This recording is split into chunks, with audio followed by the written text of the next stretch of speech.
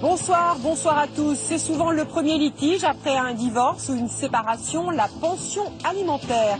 En France, près de la moitié serait peu ou pas versée du tout, qui sont les mauvais payeurs et qui payent à leur place. Quand les caisses de l'État sont vides, comment construire lycées, hôpitaux et stades de sport? Depuis 10 ans, ces infrastructures sont financées par des PPP, des partenariats publics-privés. Mais ce mode de financement est-il toujours une bonne affaire? Et puis Ce sont 3 lettres qui ont surgi dans l'actualité il y a quelques mois. PPP. Avec la révolte contre l'écotaxe et ses portiques sur les autoroutes financées en PPP. Partenariat public-privé. Mais cela peut être aussi un lycée, un stade, une piscine, une prison. Plus de 500 de ces contrats ont été signés depuis 2004. D'un côté, les entreprises privées investissent, construisent et exploitent les bâtiments. De l'autre, l'État, une région, une ville, verse des loyers pendant 20 ou 30 ans. Mais pour qui les PPP sont-ils une bonne affaire? Et sont-ils, comme on a pu l'entendre, des bombes à retardement pour les générations futures? Regardez l'enquête d'Elsa Lepautrec, Valentine Auberti, et c'est Véronique Blanc qui sera ensuite au plateau avec Françoise.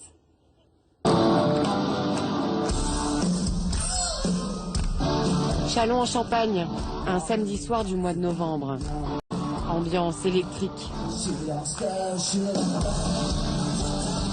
De la musique rock, une salle comble ce soir.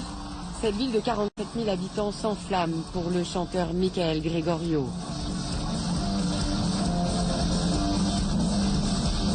Dans la foule, un habitué, le maire, Bruno Bourbrock. L'élu ne rate quasiment aucun spectacle. Cette salle de concert, c'est lui qui l'a voulu.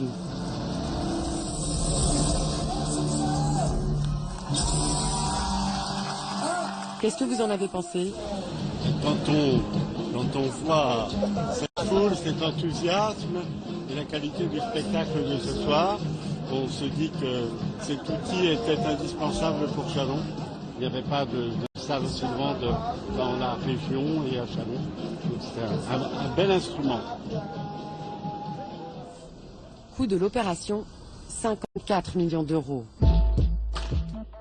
La ville n'avait pas les moyens de dépenser cette somme pour construire son Capitole en Champagne. Alors, elle a eu recours à un système de financement particulier, un PPP. 3 initiales, PPP, pour partenariat public-privé. Quand une mairie, un département, une région ou même l'État veut construire un hôpital, une prison ou une école, il passe un contrat avec un partenaire privé. Le plus souvent avec l'un des géants du BTP comme Bouygues, Vinci, Eiffage ou Spivatignol. Charge à eux de construire, mais aussi de financer et d'entretenir les bâtiments. Tout est inclus. En contrepartie, le public paye un loyer sur 20 ou 30 ans. Depuis 2004, les PPP sont en plein essor en France. En 10 ans, ils ont permis de financer plus de 600 équipements publics. Mais aujourd'hui, beaucoup d'élus s'interrogent sur ces contrats qui réservent parfois des surprises. Des constructions trop chères et surdimensionnées. Enquête sur un financement peut-être trop beau pour être vrai.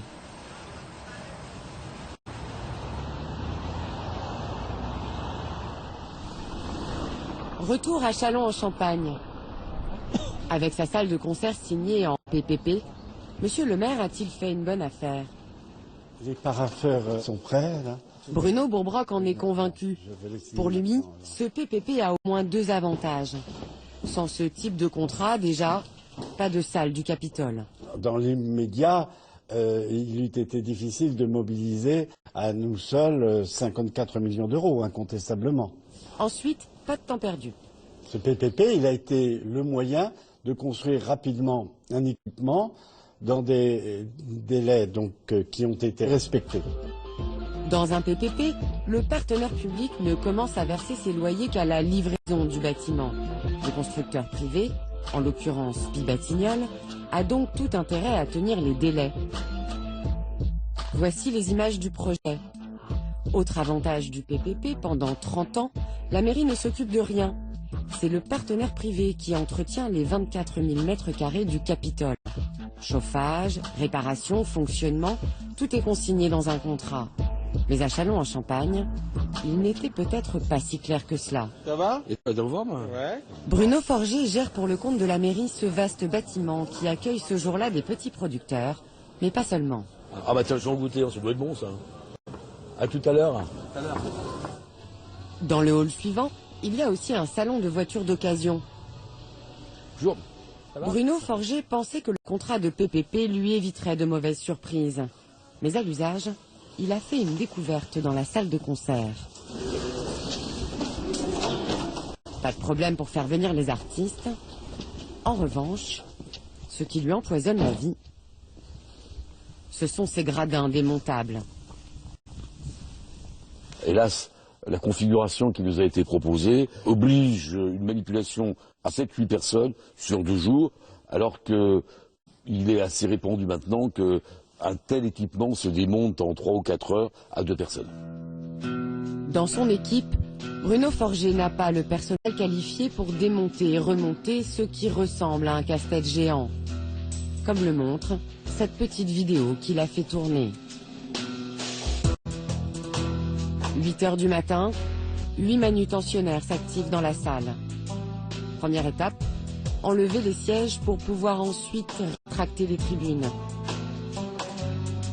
C'est chose faite à 18 heures, mais c'est là que l'opération se complique. Il faut déplacer ces gros blocs pour les ranger sur les côtés, le long des murs. Mais les blocs pivotent difficilement. Il faudra une journée supplémentaire pour faire place nette. Soit au total 30 heures d'intervention. C'est à cause de ça qu'on est dans la merde. C'est compliqué à démonter, c'est ni fait ni à faire. Bruno Forger peste. À chaque fois, il est obligé de faire appel à une société spécialisée, ce qu'il n'avait pas du tout prévu. Et la facture est conséquente. Plus de 9 500 € pour le démontage, puis à nouveau la même somme pour le remontage.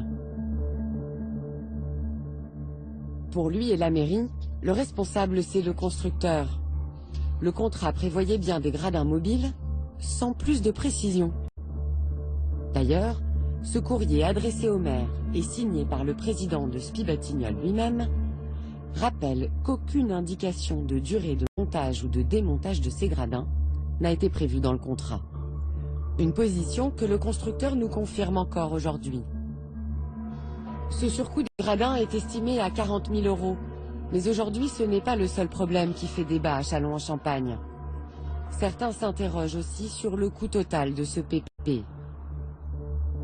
Car pour financer cet investissement à 54 millions d'euros, la mairie, le département et la région ont injecté 30 millions. De son côté, le partenaire privé a apporté les 24 millions restants. Et ce sont ces 24 millions que la mairie va rembourser pendant 30 ans sous forme de loyer. Alain Gauze, conseiller municipal, est un opposant au maire. Selon lui, en encaissant chaque année un loyer de 2,2 millions d'euros pendant 30 ans, le partenaire privé réalise une très belle opération financière. Ça fait combien au bout de 30 ans? Il aura plus que doublé la mise, triplé la mise. Vous savez, à ce tarif-là, moi si j'ai un peu d'argent, j'investis tout de suite. Vous vous rendez compte, il va récupérer plus de 60 millions d'euros. C'est quand même une affaire juteuse et intéressante. Plus de 60 millions de loyers payés par le public au privé, qui vont s'ajouter aux 30 millions de subventions injectées au départ. Le Capitole coûtera donc plus de 90 millions d'euros d'argent public. Quand les caisses sont vides, les partenariats publics-privés permettent donc bien de construire, mais au prix fort. En 2008, c'est ce que la Cour des comptes dénonçait déjà dans un rapport. Ces formules innovantes n'offrent davantage qu'à court terme et s'avèrent finalement onéreuses à moyen et long terme.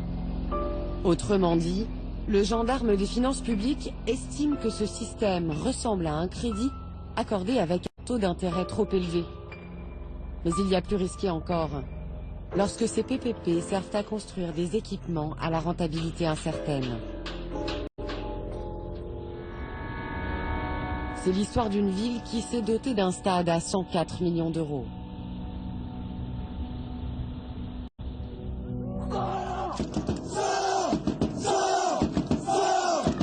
Au stade du Clos Fleury, comme tous les dimanches, les supporters du Mans FC sont au rendez-vous pour soutenir leur équipe préférée.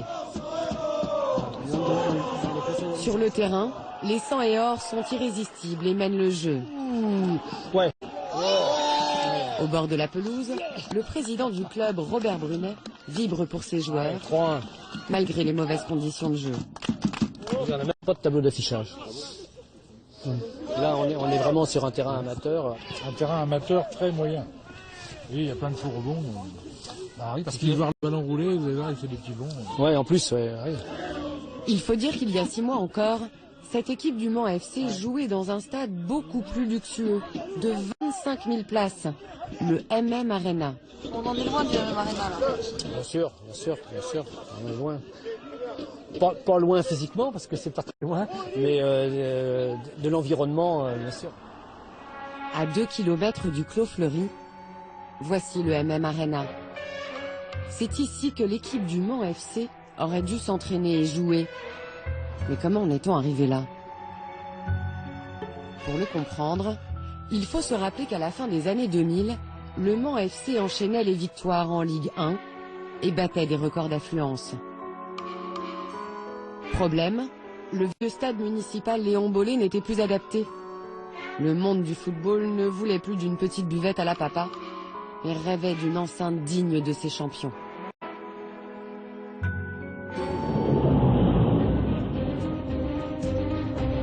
C'est dans ce contexte que la ville du Mans signe un PPP avec Vinci en 2008. Le groupe de BTP s'engage à construire puis à gérer le stade pendant 35 ans. En échange, le Mans FC et la mairie doivent s'acquitter d'une redevance annuelle, près de 4,5 millions d'euros.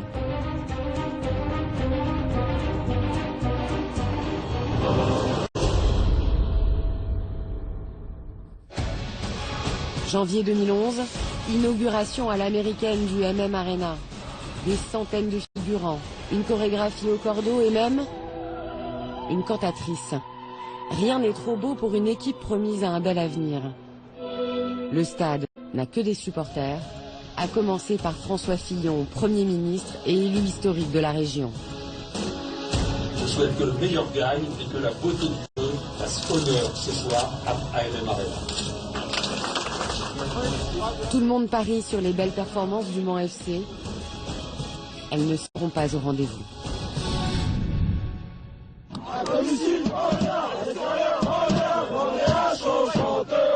DH pour division d'honneur. Aujourd'hui, 6 ans après la signature du contrat de PPP, le Mans FC ne joue plus les premiers rôles en Ligue 1, mais en 6e division, en amateur. Le club a même été placé en liquidation judiciaire et ses nouveaux dirigeants doivent se résigner à jouer au Clos Fleury. Aujourd'hui, Arena, on ne peut pas l'utiliser pour un match de ce niveau-là, compte tenu des frais fixes, je dirais, qu'on va nous demander, quoi, tout simplement. Le club ne peut plus payer sa part de loyer. Alors qui va régler la facture pour faire fonctionner ce stade? Inès Rambure-Miriguet travaille pour le groupe Vinci, le partenaire privé qui a construit cet équipement pour la ville du Mans. Ici, c'est les vestiaires du club. Et pour l'instant, il n'y a plus de club. Non. Madame la directrice gère de beaux locaux. Donc ici, c'est le vestiaire de l'équipe visiteur. Mais il ne risque pas de s'abîmer. Donc voilà, la salle des kinés. Au cours des 6 derniers mois, le stade n'a accueilli en tout et pour tout que 7 matchs, dont une rencontre de football américain qui n'a attiré que 6 000 spectateurs dans cette arène qui peut en accueillir 25 000. Ce stade a été dimensionné à l'origine pour un club de Ligue 1 et donc avec des recettes attendues de billetterie, d'hospitalité, de partenariat d'un certain montant, des recettes de loyer de la part du club résident d'un certain montant. Faute d'équipe pour remplir ce stade, Vinci perdrait donc 2 sources de revenus. Le loyer payé par le club et 15% de la billetterie. Ici, c'est la loge protocolaire. Mais le partenaire privé a tout prévu dans le contrat signé avec la mairie. Page 59. L'article 55 bis. Il y a une clause que Vinci a désignée sous le terme d'aléa sportif. Dans l'hypothèse où le club résident ne jouerait plus en Ligue 1, la collectivité verserait au concessionnaire une indemnité. Ce que l'on demande, c'est quelque part d'appliquer le contrat pour que, à partir du moment où on décide de rester aux côtés de la collectivité et de faire en sorte que cette enceinte continue d'être exploitée et de tourner, que la collectivité soit là aussi, de manière à permettre que financièrement, ce stade qui est le stade de la collectivité puisse continuer à être entretenu, maintenu et qui puisse fonctionner dans des conditions normales. Le groupe privé compte donc sur la ville du Mans pour compenser son manque à gagner. Mais pourquoi le maire, Jean-Claude Boulard, a-t-il accepté de signer ce contrat? Depuis la relégation et la liquidation du club, Vinci a déjà présenté à la ville une facture de 800 000 €. Et d'autres devraient bientôt suivre. Jean-Claude Boulard nous affirme qu'il avait bien mesuré les risques. Moi, quand j'ai lancé ce dossier, je n'ai eu qu'une obsession, c'est ce risque-là. On m'avait emmené voir le stade de Caen, et le gars, journaliste, m'a dit, monsieur le maire, le seul inconvénient, c'est quand il a inauguré, on est tombé en Ligue 2. Je n'ai pas arrêté, pendant tout le chantier, de me dire, bon sang, ça risque de nous arriver. Pourtant, le maire ne semble pas regretter cet investissement. Il y a raisons pour lesquelles. Le stade, il est là. Il vaut mieux réfléchir à la manière dont on le valorise maintenant que passer son temps à gémir sur le thème « Oh là là, c'est vrai, c'est embêtant ». On l'a fait pour jouer en Ligue 1. Ça n'a pas marché. Et il faut maintenant voir comment on fait de ce stade un équipement qui est très beau, qui est reconnu, considéré comme un stade très réussi. Et bon, on a quelques perspectives pour le valoriser. Vinci réclame au maire de nouvelles compensations pour son manque à gagner. Selon nos informations, 3,7 millions d'euros par an. Public et privé, les deux partenaires sont en ce moment en pleine négociation. Et si aucun accord n'est trouvé, Vinci a le droit de jeter l'éponge. C'est prévu dans le contrat. Il pourrait alors réclamer des indemnités qui avoisineraient les 46 millions d'euros. Le cas du Mans est peut-être exceptionnel, mais il n'est pas isolé. Au total, 5 stades ont été récemment construits ou rénovés en PPP. Le Mans bien sûr, mais aussi Lille, Nice, Marseille et Bordeaux. Pour tous ces stades, le Sénat, dans un récent rapport, pointe le même danger. Le PPP présente un risque réel de surdimensionnement du projet. Folie des grandeurs, surcoût, contrat rédigé en faveur du privé, les risques liés au PPP sont aujourd'hui connus. Mais le public peut-il pour autant faire machine arrière une fois ces contrats signés? À Paris, cela fait 8 siècles que la justice est rendue ici, au cœur de la cité. 4000 magistrats et fonctionnaires travaillent dans ce palais de justice. 15 000 personnes y déambulent chaque jour. Un monument historique, mais un monument devenu exigu. Le déménagement est à l'ordre du jour. Le président Sarkozy l'annonce en 2009. Fini le centre de Paris, direction les Batignolles, au nord de la capitale. La cité judiciaire, elle doit s'installer aux Batignolles. Ça fait trop longtemps qu'on en parle. Il est venu le temps de prendre des décisions. Eh bien, c'est décidé. Voici la présentation du futur palais de justice qui dominera Paris avec ses 160 mètres de haut. Dessiné par Renzo Piano, l'un des grands noms de l'architecture. À l'intérieur, de la lumière et de l'espace. Coût du projet annoncé à l'origine, 671 millions d'euros d'investissement. Cette tour construite en PPP par Bouygues doit être inaugurée dans 3 ans. Mais ce n'est pas gagné. Pour l'instant, les travaux sont arrêtés. Voilà, ils sont arrêtés depuis le 15 septembre. On s'approche un peu. Cyril Bourren est avocat. Avec d'autres confrères, il se bat depuis 18 mois contre ce projet, inutile selon lui. Déjà, je trouve par principe qu'il est dommage de déménager la justice du centre-ville. La justice, elle doit rayonner du cœur de la cité, sur la cité.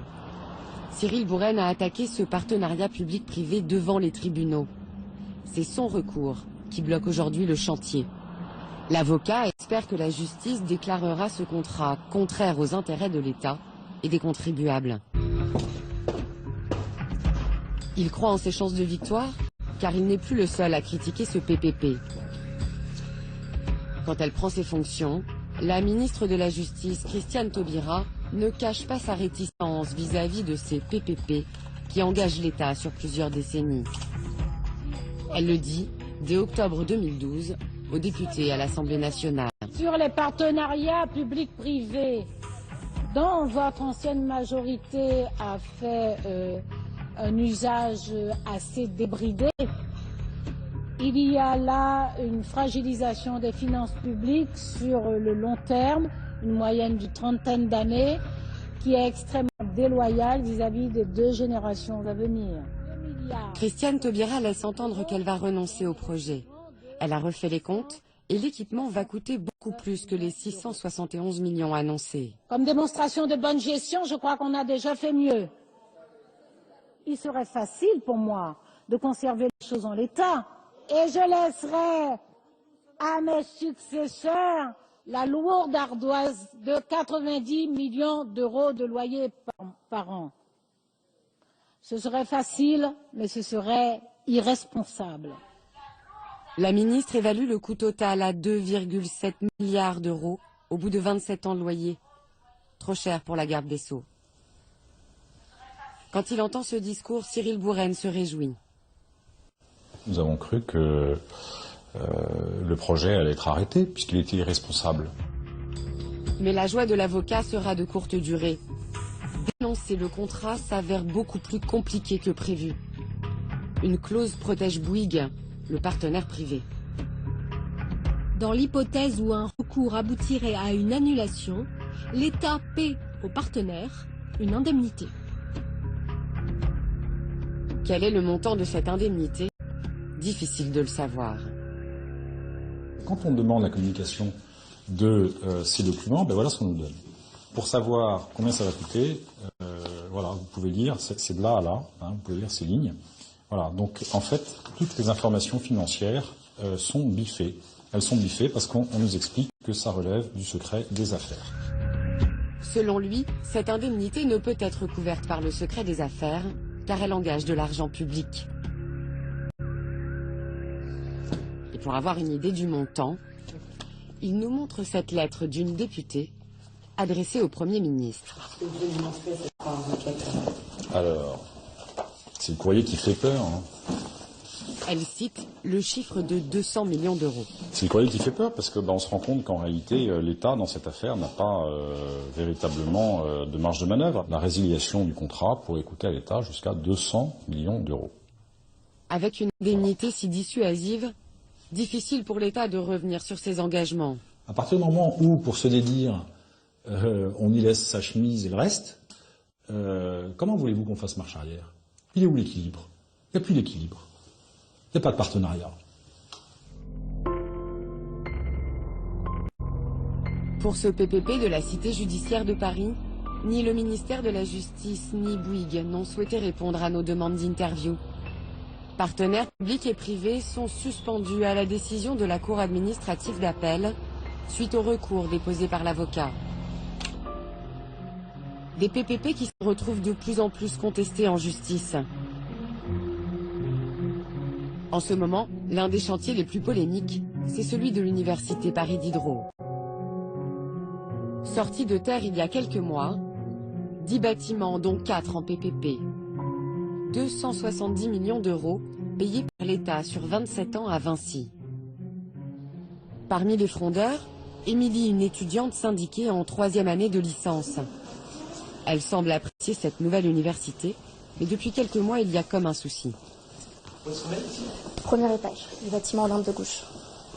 Au premier abord, cela ne se voit pas. Tout est neuf. C'est une salle de TD. Et propre. Qui sert, dans le bâtiment, il y a 2 amphis et que des salles de TD sinon. De cette taille à peu près. Quant aux étudiants, ils sont tous bien studieux. C'est un cours de grammaire espagnole apparemment. Problème, Lorsqu'Émilie souhaite rencontrer ses professeurs, travailler au centre de documentation ou encore assister à des séminaires, tout devient compliqué. Arrivée sur le palier du 4e étage, elle est stoppée net. Et donc là, il y a même une grille qui m'empêche de monter. Une grille jusqu'au plafond, infranchissable. Il faut un badge pour passer de l'autre côté. Comme elle n'en a pas, pour continuer à monter, Émilie va être obligée de négocier. Elle demande à une enseignante qui passe par là si elle peut lui ouvrir. Est-ce que vous pourriez nous ouvrir la grille pour monter au-dessus? Parce que j'ai pas de badge. J'ai absolument pas le droit de faire ça. C'est interdit aux gens qui ne sont pas vaccinés, par exemple. L'université s'organise en effet en 2 parties distinctes. L'une, accessible aux étudiants comme Émilie, et l'autre, derrière la grille, réservée aux professeurs et aux chercheurs. À la demande de l'université, Vinci, le constructeur privé, a donc érigé 3 étages pour accueillir les étudiants. Mais ceux du dessus sont réservés aux professeurs et aux chercheurs. Ils sont considérés comme des bureaux avec un accès restreint. Une nouvelle conception de l'université totalement assumée par le vice-président de Paris Diderot, qui a accepté de nous recevoir à la condition que son avocat soit à ses côtés. Certains élèves se plaignent du fait que ce soit contraignant de monter, bien sûr, qui les empêchent de monter, qui peuvent difficilement aller voir leurs profs, ou difficilement aller au centre de documentation. Effectivement, non, attendez. L'important, c'est que nous contrôlions les flux et que nous sachions qui est dans le bâtiment. C'est un peu une rupture avec le fonctionnement un peu mythique des universités. L'université est un lieu comme ça sacré, ouvert, il n'y a pas de contraintes, ouvert à tout vent, où tout le monde a toutes les libertés. Maintenant, ça devient un petit peu plus compliqué. Effectivement, nous avons des contraintes techniques, matérielles, qui font qu'on est obligé de faire un petit peu attention. Mais pourquoi François Montaras est-il accompagné de son avocat? Parce que depuis des mois, un chercheur en mathématiques met la présidence de l'université sous pression. Michel Parigot travaille à Paris Diderot. Et à force d'étudier les permis de construire de ces bâtiments PPP, il s'est forgé une conviction. 2 d'entre eux présenteraient un danger. Pourquoi on a fait tout ça? Parce que c'est quand même aussi la question. C'est qu'on a fait des économies. Parce que si on avait respecté les normes des établissements recevant du public, ça aurait coûté beaucoup plus cher. Et on a fait des économies sur le dos de la sécurité des personnes. Et c'est ça qui est, pour moi, le plus grave. Ce sont les étages supérieurs qui poseraient des problèmes de sécurité. Considérés comme des bureaux, ils sont soumis à des normes moins strictes que les étages inférieurs. Les escaliers y sont plus étroits et les accès pompiers moins nombreux. Mais pour Michel Parigot, tous les étages de cette fac reçoivent du public, et pas seulement les 3 premiers. D'après lui, tout le bâtiment devrait donc être construit selon les mêmes normes. Des arguments qui ont convaincu le tribunal administratif. Il a annulé le permis de construire de 2 des 4 bâtiments PPP. L'université, qui conteste le problème de sécurité, a fait appel. Et 2 nouveaux permis ont été acceptés par la préfecture. La bataille de Paris Diderot n'est donc pas terminée. Face à l'augmentation du nombre de recours, depuis ces 3 dernières années, les signatures de ces contrats de PPP sont de moins en moins nombreuses. Aujourd'hui, il y en a 60% de moins qu'en 2011.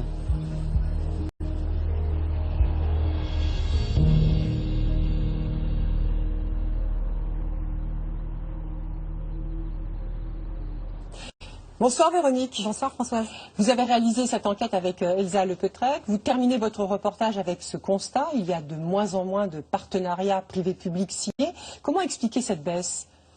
Il y a 2 raisons. La première, c'est que les PPP correspondent à une vision plutôt libérale de l'économie. Et autant la droite les privilégie, autant la gauche aurait plutôt tendance à les dénoncer. La deuxième, c'est que début 2011, il y a eu une règle comptable liée au PPP qui a changé. Avant, un jeu d'écriture permettait de ne pas faire apparaître ces dépenses publiques dans la ligne des dettes. Et aujourd'hui, depuis 2011, il y a eu le principe de la sincérité budgétaire qui a été rétabli. Et on ne peut plus faire croire, les collectivités territoriales ne peuvent plus faire croire qu'elles ont encore de l'argent. En fait, elles n'en ont plus et elles doivent, ça se sait. Très prudente dans la signature de ces PPP. Voilà. Alors, dites-moi, dans votre reportage, on voit beaucoup de grandes infrastructures qui sont financées par ces PPP. Est-ce que c'est systématiquement ce type d'infrastructure ? Non, généralement, il y a aussi de petites infrastructures. D'ailleurs, la majorité, les 3/4 des PPP sont signés entre le privé, les communes, les départements et les régions. Il y a, par exemple, de l'éclairage public. 40% des projets concernent de l'éclairage public. Il y a des piscines, du réseau Internet. Voilà, le contrat minimum, si je puis dire, des PPP commence à partir de 2 millions d'euros. Et quand on va dans les contrats plus importants, tels le viaduc de Millau ou la ligne en ce moment TGV Tours-Bordeaux, là, les contrats peuvent en effet atteindre des sommes beaucoup plus élevées. En moyenne, un PPP se signe autour de 80 millions d'euros. Alors, est-ce que vous diriez, à l'issue de votre enquête, qu'un PPP, c'est définitivement plus favorable, plus rentable pour le privé que pour le public ? Alors c'est plus compliqué que ça. Alors déjà pour le savoir, il faudra pouvoir avoir accès à l'ensemble des contrats. Or comme on l'a vu dans le reportage, ils sont tenus secrets, les clauses sont biffées. C'est le gros problème des PPP, c'est qu'on n'arrive pas, le public n'arrive pas à avoir des informations sur ces contrats alors que ça engage des finances publiques. Après voilà, ça permet à des élus à court terme de se payer des belles infrastructures, un nouveau stade, un nouveau parc aquatique, ça fait toujours plaisir à la population, aux habitants. Mais le prix se paye au fur et à mesure des années, notamment au bout de 30 ans par exemple. Et là, les élus qui ont signé ces constructions ne sont plus là pour rendre des comptes. Merci Véronique. Merci Françoise.